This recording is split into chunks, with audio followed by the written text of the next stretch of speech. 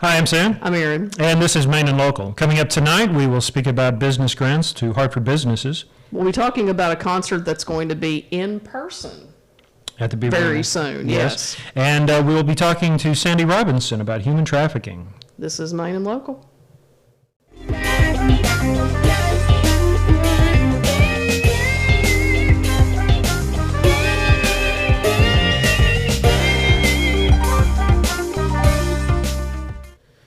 And we're back. Erin, last time we saw you was the Reaper Challenge. Yeah, How are you doing? I'm fine. You're fine this time? Totally fine I was this time? fine actually that night. I was fine, which I was shocked at. I think Again, we have I'm video all- evidence that proves otherwise. Yeah, I know. But you can check it out on social media if you Yes. haven't already. Yeah, And- Facebook and Instagram, follow Maine and Local, and that's where the video is if you want to see it again or watch it as many times as you want. and watch turn it it into a anytime. meme, maybe. We could do a meme. What would you say if you could, one word just to describe the whole thing? Was it worse than you thought it would be? We knew. No. No? Well, maybe. Okay. It was hot. That's all I'm going to say. It was hot? Yeah, it was That's hot. all you're going to say. You had to watch the video to see the rest of what she had to say. I just was in pain. So, there we go. I felt really bad for you. I know, because Sam did not do it. I felt like Jerry Seinfeld, who actually got away with nothing bad happening to I him know. in an episode. So I think that should be my shtick from here on out. Sure. But anyway, we do have some news this week, including news from the city of Hartford. Yes, COVID-19 has affected all kinds of people, including, well, especially small businesses around the country. Some have had to close their doors for good. Absolutely. But here in Hartford, 13 businesses were lucky enough to receive grants from the city of Hartford. Which is a really good thing, and it's going to be keeping a lot of them going. At least Yeah. their head above water. Yeah, for a they've little got, while. utilities they got to pay, all of that normally, maybe they didn't have the money for that, but anyway, they'll have it, so. Right. And some of the businesses include? We've got New Beginnings Hair Salon, Capers Cafe, Community Resource Center, Hartford Recycling, that's a good one, Kentucky Kid Child Care and Development, Twice as Nice, Bennett Family Chiropractic, and we've got also Oma Darlings, Cobra Cafe, Coron Optometry, Mending Minds, Little Friends Daycare, and Southern Auto Sales. Yeah, but again, this is getting important all around the area, all around the country, and again, City of Hartford said, you know what, we're going to help you out, and every little bit helps, believe me. Yeah, and like I said, this is going to make a big difference for a lot of these businesses, and Right. it's a good thing that you never know what you can get Sure. until you ask. Right. Really. Speaking of asking. Yes, we are talking about, well, we're going to have an in-person concert at the Beaver Dam Amphitheater, which Sam is associated with the dam, and what are we going to do? Well, in Casting Crowns, it's been announced and been decided that they will have their first actual concert at the amphitheater this year. Now, Casting Crowns has played before back in 2016. Okay, they Huge have been turnout. here for it, that's Yeah. what I thought. Okay. Huge turnout as well. This time, we can't have that turnout. Right. Because of restrictions, and there was a email that was sent out to us earlier this week, kind of laying out the groundwork for this concert, and reduced capacity, obviously. Sure. Masks are mandatory, no questions asked about that.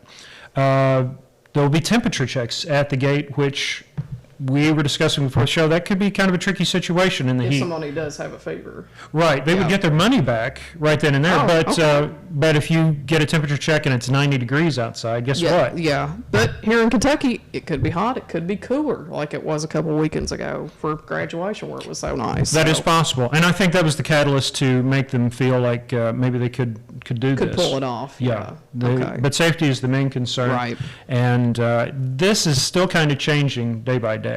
Right. Of there's course, other- yeah. like all of it is. Like all of it is, anything that's involving COVID or any outdoor event as it is. Mm-hmm. But as of right now, it is scheduled for Friday, September 4th. It is a Friday night, the only Friday concert we have, Mm-hmm. the only in-person concert that we are having, because we are following this with 2 drive-in concerts Right. later on in September and October with Great White and Tanya Tucker. And we're all eyes are going to be on the amphitheater to Yeah. see how they can pull this off safely. Sure. And like I said, people will be encouraged. We were excited to have our own our own seats this year. The Sure. concrete has been poured. Right. But now we're just saying, you know what, bring your own chairs because, That's sanitizing. probably the best option. Yeah. So as of right now, no merchandise will be sold, and concessions, that's kind of still up in the air how that's going to be handled. Yeah. So we'll, best of luck to everybody, to the amphitheater and Yeah. to the concert. Okay. We also found out now the Kentucky Derby was going to allow 23,000 fans, but now they are not. Yes. It's they- going to be like well, they already had a horse race in the Triple Crown already. That had no fans, so now Kentucky Derby's not going to have any fans. First time in its history. First and time. That's kind of breaking news right now. Sure. As far that's just came out, and there was some arguments going on. We're not having school. We're having a derby. Well, no, we're not having a derby. We are having a state fair, but in a way It's we're not not. the traditional state fair like you always know. So Yes, yeah. and that's we're in the middle of the fair right now, as a matter Mm-hmm. of fact, and with a lot of changes this year. But it's all due to COVID. Right. But again, Kentucky Derby, nobody there. Nobody's going to be No there. no fancy hats and all that stuff, which some people I think were going to do fancy masks this year. Oh, but were they? now- Well, perhaps they could They do could do it selfies online, or maybe. something. Yeah, That's probably, they'll do it at home, show us what you're wearing and all that right. stuff. And more Yeah. people will get to see it anyway. So. Right. This could be. I don't know. Who knows what it's going to be like next year? Right. Don't know. Will it even be in May, since now we've pushed everything back, all the races back? But I'd say they'll try to put it back where it belongs. May. I think there's a lot of high hopes that everything's going to be okay Mm-hmm. Yeah. come next May. Right. Not me. Anyway. All right, we are going to come back, and we have our very first guest on Main and Local, so stay tuned. And we're back. As Aaron mentioned before we took a break, we have a special guest in the studio with us this week, Miss Sandy Robinson. And how are you? Welcome to the show, by the way. Thank you. By the Thank you all way. very much. And we're glad you could be here at Main and Local. We wanted to bring you on here today to kind of talk about, a topic that sometimes, it's becoming a hot issue, and it's still some things that people don't quite understand about human trafficking. And you've been involved in raising awareness and working with victims. Yes. Yes, so what can you tell us, basically... How break did down- you get involved How with did- it? Yeah. That's probably a good start. My husband actually was the director of the Refugee Resettlement Agency in Bowling Green and Owensboro, and he said, hey, I found this grant that looks like something that you would really like. And it was through Rescue and Restore Kentucky, who also is through Catholic Charities, that works with human trafficking survivors, and they educate and provide awareness. And when he told me about it, I said, absolutely. I said, I don't really know anything about this, but I'm very, very intrigued. And so, long story short, that's how I became to be. I worked with the Brad district and also the GRAD, because we had offices in Bowling Green and in Owensboro. It's been a long time ago. As I told Tara, so I'm going to have to dust off and get the cobwebs out and try How to long pull has it been the knowledge. since your I husband introduced worked that to you? there we were trying to figure last night about when it was, probably in around 2009, 2010. Okay. And then unfortunately, Kentucky lost grant funding because the federal government said, well, that doesn't happen very much in rural communities like that. And we're like, but it And that's a huge misconception does. about it. Very huge, very huge. Well, how would you, for those that don't exactly know, how would you sum up human trafficking or describe it? It's basically described as modern day slavery. People are enslaved. And a lot of people, when they think of human trafficking, they think of sex trafficking, which is probably out more on the forefront, but labor trafficking is right up there with it. And actually, human trafficking is the second largest criminal organization in the United States. Wow. Drug trafficking and then human trafficking. And whenever I used to provide seminars and things, I'd always say, when you sell drugs, you eventually run out of drugs and you have to purchase more. But with human trafficking, you can sell that person over and over and over and over. And if you're working them, some of them literally are worked to death. And Now- it's a Part of this also, because I was doing some research on it, domestic servitude's also Yes. involved in this, and that's, yeah. Yes, it is. And a lot of times folks, I'm not going to say that they're not natural born United States citizens, because many are U.S. citizens That's that another are misconception, trafficked. too. Absolutely.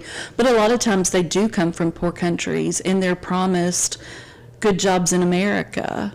And, they want to provide for their families. And I just read a story as I was getting some information out about a lady, and her daughter had died, and she was very poor.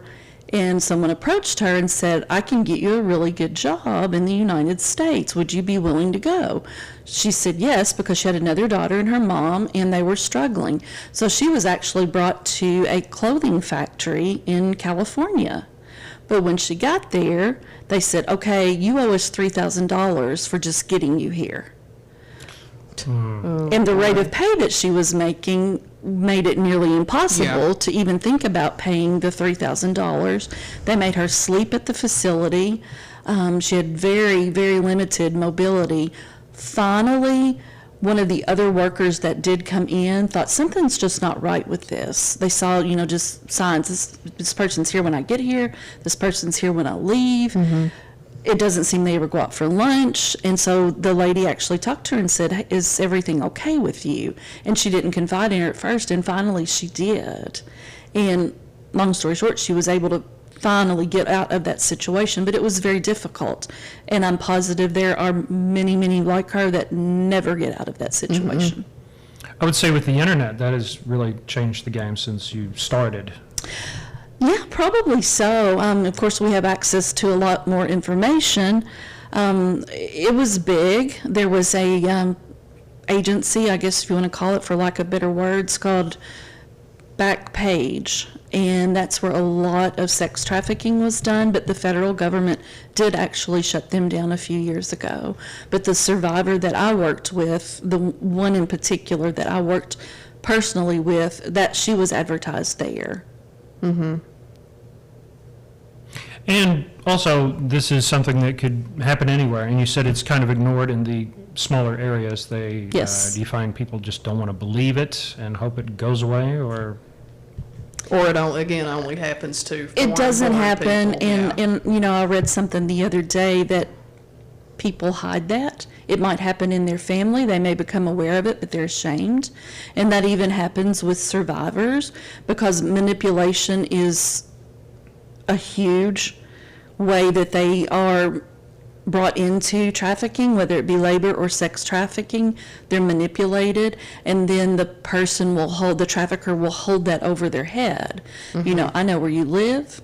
I know where your little sister goes to school. It's threats. Yeah. Yeah. Yeah, if you don't do this, or, do you want this to happen to your little sister? I know where she is. I can go get her. You do this, or that's going to happen to her. Right. Now, something about human trafficking, we hear a lot of conspiracy theories. One from a couple years ago was Pizzagate. And then one that really I've seen grow on Facebook lately is Save the Children and Wayfair, this online company that sells furniture and stuff. What do we have to be concerned about with the conspiracies, or what is there to those? Well, there's a lot about that right now out there. And actually, the Polaris Project is where I always got a lot of my information, and they support the National Human Trafficking Hotline. And they did touch on that. And they said, human trafficking, they don't have to go to those extremes to traffic an individual. The villains are not usually a big fancy group that does things like that. It's local people, it's your next door neighbor. They don't have to come up with these big themes in order to sell people. It would be a waste of their, and I hate to use a waste of their time, effort, and energy, because I don't like to use that word when speaking with human trafficking, but it's very easy to traffic people. So you don't have to come up with a grand scheme Right. to traffic someone. So it could be anyone, anywhere. Anyone, anywhere, even in Ohio County, it has happened. And we actually have cases here in Ohio County, for people that don't think it happens in rural areas. We actually have how many here in the community? I don't know if there are any active cases right now, but I know whenever I worked directly with human trafficking, I was looking on Jail Tracker for some information and saw that a person had been arrested and read the charges, and I was like, oh my gracious. So I got in touch with Chris Stafford and said, Chris, I read off those charges. I said, that's human trafficking. And at the time, he said, we thought that it was, but we just didn't know enough about it. But ironically, it was on a Friday night or Friday afternoon, I was supposed to have trained the sheriff's department. It was graduation night, and so we postponed to train later, but I got him all of my information together, and that person was charged with human trafficking. I've since lost touch with that case. I don't know. It's difficult to make those charges stick. And no one should ever be able to get a plea agreement if they're trafficking an individual, but Is it because they don't understand it enough? I think that's a lot of it. It's the law behind it is very simple, actually, but it's complicated too. As most law is. There's a lot of loophole there. And then sometimes the survivors will change their story. Out of fear? They'll think, for numerous reasons, out of fear, or they may feel pressure from family members. If it's a family situation, can try to convince them, that really didn't happen, or you were okay with that at the time. Why are you saying this stuff now? Right. And there's other offenses that kind of, fall into all of this category: pornography, kidnapping, forcible sex offenses. Yes. And there's been many of those, and a lot of people, like you said, sometimes they can't tell the difference and don't know enough about these, and that's why some of these things continue to happen. That is exactly right, because many do fall under the classification of human trafficking. It's just having the person with the knowledge to recognize that, hey, that is human trafficking. And you've had, 20 years experience with this since you've been involved? Well, I guess it's that long. After our grant went out, I stayed on as a volunteer because we had 2 different task forces, and I volunteered. I gave, actually, New Beginnings, the sexual assault services that is located on Main Street in Hartford. That's who I worked with, and I gave them all of the information, and then I stayed on just sort of in a volunteer capacity. And actually, they are willing to do any community trainings if there's anyone interested in them. They do still provide services. I don't think they've identified any survivors in some time, but like I said, it is very difficult to identify a survivor. Some things to look for is if a person doesn't seem comfortable, maybe if they're in the company of someone else and they don't feel comfortable speaking for themselves or even maintaining eye contact. Sometimes they might not be dressed appropriately. They may have bruises, cuts, just the insecurities. And a lot of times if you do talk with them, their responses are canned. Because sometimes trafficking victims don't even know where they are. They are moved around so much that they don't know where they are. So they have a spiel that their trafficker has had them say, my name is Cindy and I'm from California and I live in a house over by the river.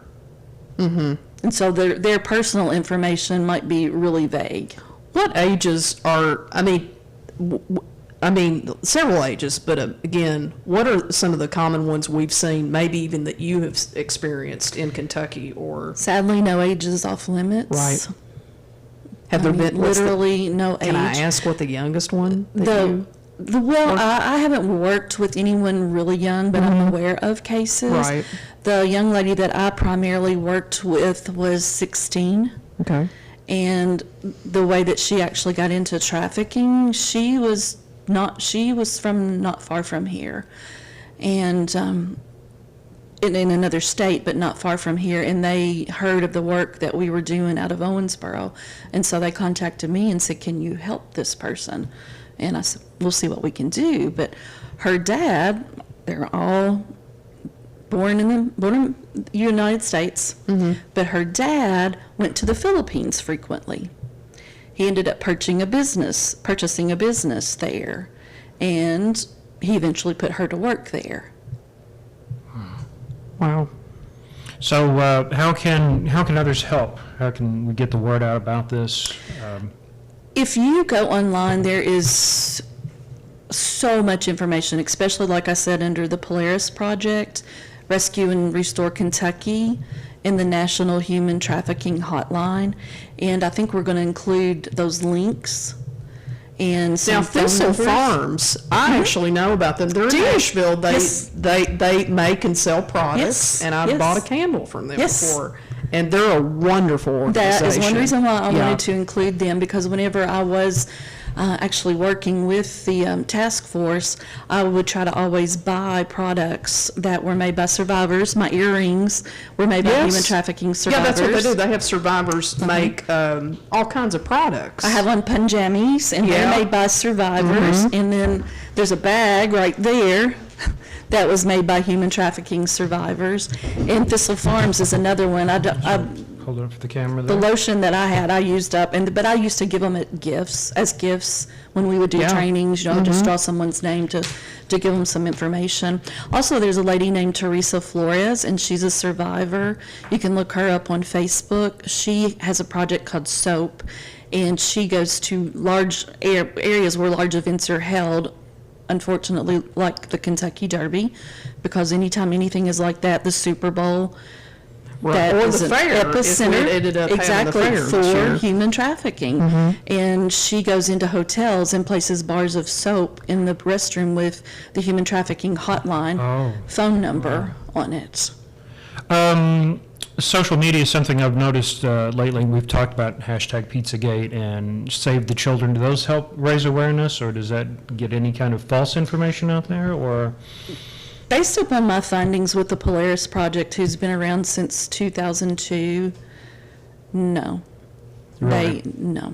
because they feel they're doing good, and I know they want to do good, but I know Pizzagate was disproven. I mean, that took Right. an actual act to see that was disproven. Exactly. And but it to was save the children scary. too. And there is years ago I used to work with a Save the Children program, but I don't know that it is one and the same. That was back in the days before hashtags. Yeah. And so I'm not really sure how much that has navigated away from what the original Save the Children was, because that was more children in poverty. I know TJ Maxx used to sell a lot of the Save the Children, and proceeds from that went to benefit orphanages and things like that in other countries. I think it's So- just another conspiracy probably out That's there. based upon the Polaris Project. Would It Polaris is. Project perhaps be a better hashtag, or getting that site out there? Absolutely. Absolutely. Well, we thank you for coming here today. Anything you would like to add to that? Obviously, the website polarisproject.org, right? Yes, that, and like you said, Thistle Farms, and seek out any fair trade companies. Yes. And you can go online and just Google companies that sell products made by human trafficking survivors, and it'll pull up about 57 of the companies that sell products made by some in the United States and then some overseas also. And when I worked with human trafficking, there was a lady in northern Kentucky. They had a really big task force there, Reagan Boone. She and her daughter had It's Only Fair. They sold products made by human trafficker survivors. And they went to India, and they were so compelled and just grabbed at their heart that they sold out and moved. And now she's in Cambodia and works with survivors, Wow. face to face, on a daily basis. Very inspiring. Yes. Are there organizations that you worked with that that people can volunteer if they want to help. New Beginnings is Okay. definitely one. And that's one here, it started in Owensboro, but they now have a location They have here a in Hartford Hartford. office. Yeah, they always served Ohio County. They didn't always have an office Right. here in Ohio County. But yeah, they have served Ohio County for many, many years. So that's a great way to get involved here in the community. Absolutely. And there were some folks that reached out to me not long ago, and they wanted to try to get a task force going again, and it was actually through the extension office. And I don't know if they ever got it up and running. There's a lot of interest. I mean, I have always posted information on my Facebook page, and which is probably how you guys thought to reach out to me, because I'm usually posting about human rescue or cat rescues. Which are important as well. Yes. Absolutely. As a fellow cat lover, yes. Most definitely. And also, Sandy, if anyone's interested in this, can you help somebody out, or Absolutely. we can give some of your information Absolutely, out too? yeah, I don't mind anyone reaching out to me. I won't be able to be in the thick of it like I Right, used to be, yeah. just because of other obligations, but I would love to see a task force be formed again in our community, or even as a collaborative effort between several communities. I'm going to put those links in the video. Yes, we'll get all of these links out so you can get all of this information. All right, thank you all Thank so you. very much. Thank you. We're back, and we want to thank Sandy Robinson for joining us on Main and Local, our first guest. And again, topics that if you want to hear about, let us know, and subscribe, like, share Yes. Main and Local. Yes. Any questions? I know a lot of people are interested in the topic we covered tonight. Yes, absolutely. So your thoughts, your questions, anything maybe we didn't cover. Yeah. Which I think Sandy did an She did a great excellent job. job Yeah. on that. And we will definitely have her back. Right. And you can also check out past episodes. Check out the Reaper Challenge. So all that and more, well, all of that basically. All that, yeah. Is at Main and Local. All right. And check us out on YouTube, and like we said, where you're at, like, share, and subscribe. Yeah. All right, so we'll see you next time. We'll see you next time.